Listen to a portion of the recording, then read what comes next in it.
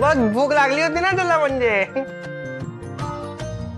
आता मन शांत झालंय ना, मग कळते की खूप भूक लागली आहे. वा, चांगलंच झालं, शांत झालं ते.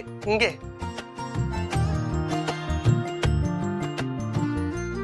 तू पण खा. चालेल. तुला माहितीये मी आणि मणीने तुला खूप शोधलं, सगळीकडे शोधलं. मी म्हंटल ना तुला, मी स्वानंदी बरोबर होते. ती बिचारी एका खूप मोठ्या संकटात सापडली आहे.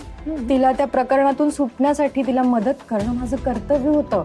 मी तर तुझ्याबद्दल खूप प्राऊड फील करतो की तू तुझ्या फ्रेंडला एवढी मदत केलीस. मदत तर केली रे, पण तिला जे प्रॉमिस दिलं होतं ना ते पूर्ण करता आलं नाही. बिचारी एवढ्या कष्टाने माहिती मिळवली आहे, ती जनतेपर्यंत तिला पोहोचवता येईल की नाही मला माहिती नाही. तिला येईल पोहोचवता. तिला एकदम हुशार आहे ना, आणि ती खूप शहाणी पण आहे. पण तू आता ती सगळी काळजी नको करूस, ठीक आहे? तू ना आता फक्त स्वतःची काळजी घे, ठीक आहे? घे. Very good girl.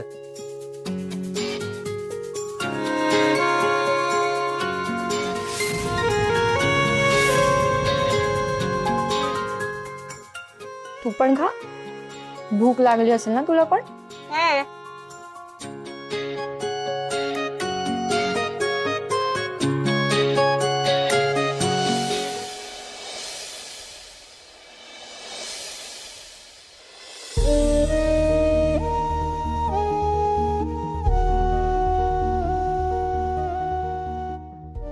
तेव्हा परमेश्वरा, वाचवलंस रे बाबा दोघांना.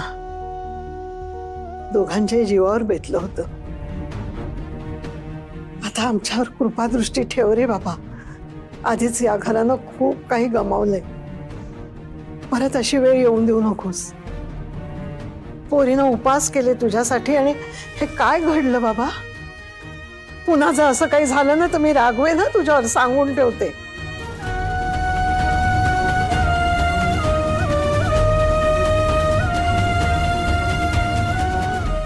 आजी,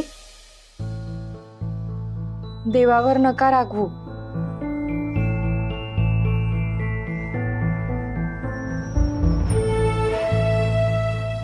उलट मीच वेडासारखं वागले म्हणून हे सगळं घडलं.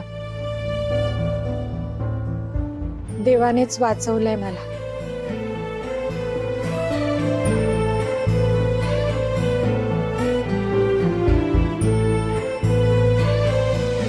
खरंय ग बाई,